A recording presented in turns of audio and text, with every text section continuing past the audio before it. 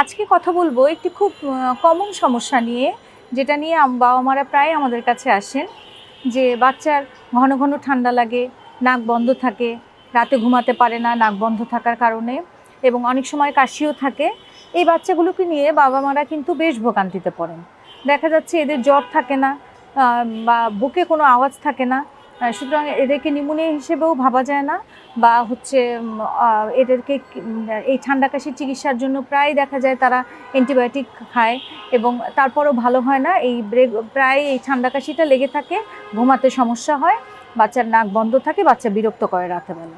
এই সমস্যা যখন বাবা মা নিয়ে আসেন, অনেক সময় আমরা ডাক্তাররাও এই জিনিসটাকে অনেক সময় ইগনোর করি, বাবা মাকে জিজ্ঞেস করি না যে বাচ্চা কি হাঁ করে ঘুমায় কিনা রাতেবেলা।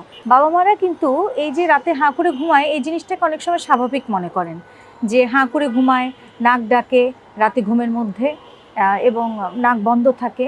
তখন জিজ্ঞেস করলে তখন বাবা মারা অনেকেই বলেন তখন যে হ্যাঁ, বাচ্চা তো রাতে হাঁ করে ঘুমায়, নাক ডাকার আওয়াজ হয়।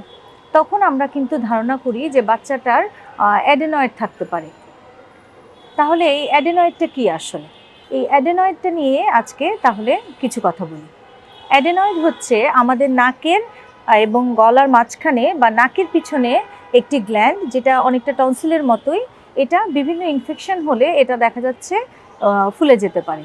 তখন কি হয়, যখন ইনফেকশন হলেই এই অ্যাডেনয়েডটা এনলার্জ হয়ে যায় বা বড় হয়ে যায়, তখন দিনের বেলা তেমন সমস্যা হয় না যখন আমরা দাঁড়ানো অবস্থায় থাকি, কিন্তু রাতের বেলা যখন আমরা ঘুমানোর জন্য শুয়ে পড়ি তখন দেখা যায় এই অ্যাডেনয়েডটা এনলার্জ হয়ে যে আমাদের যে বাতাস, শ্বাসনালীতে যে বাতাস প্রবেশে বাধা দেয়।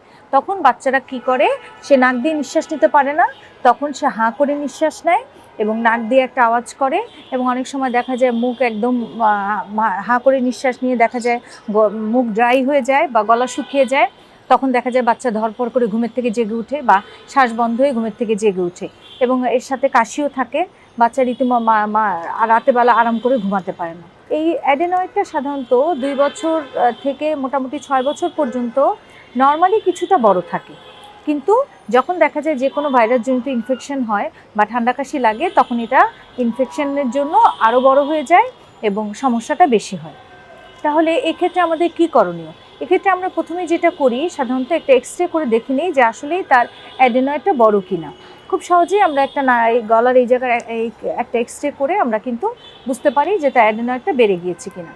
যদি অ্যাডেনয়েডটা বেড়ে যায়, তো যদি তার হালকা সমস্যা থাকে, যে রাতে নাক বন্ধ থাকছে, ঘুমাতে কিছুটা সমস্যা হচ্ছে, হাঁ করে শ্বাস নিচ্ছে, তখন কিন্তু আমরা তাকে সাধারণত কিছু ন্যাজাল স্প্রে দিয়ে দেই, যেগুলি দিয়ে একটু বেশ কিছুদিন ব্যবহার করলে বাচ্চা কিন্তু বেশ ভালো থাকে।